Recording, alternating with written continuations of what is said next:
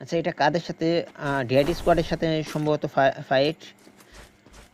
হ্যাঁ, ডিআইটি স্কোয়াডের সাথে সম্ভবত fight. DIT squad versus thunder empires. বলতে না বলতেই রায়হান লক হয়ে পড়ে আছে। বলতে না বলতেই রায়হান লক হয়ে পড়ে আছে। সেই সাউন্ড এফেক্ট এইখানে আসলে এইভাবে জোনের মধ্যে সে রাশ করাটা যদিও বোকামি, আমার কাছে বোকামি মনে হলো, তারপরেও দেখা যাক তারা পারে কিনা এখানে আসলে পুরোপুরি ডিআইটি স্কোয়াডকে ওয়াইপ আউট করতে পারে কিনা, নাকি টি পুরোপুরি ওয়াইপ আউট হয়ে যায়, এটা এখন দেখার বিষয়। টি আর মাত্র 2জন ম্যান। সেই সাউন্ড বলতে না বলতে সাউন্ড পুরোপুরি ওয়াইপ আউট হয়ে গেলে সেটি আসলে যেটা বলছিলাম, এই জন্য আসলে এখানে রাশ করাটা পুরোপুরি বোকামি।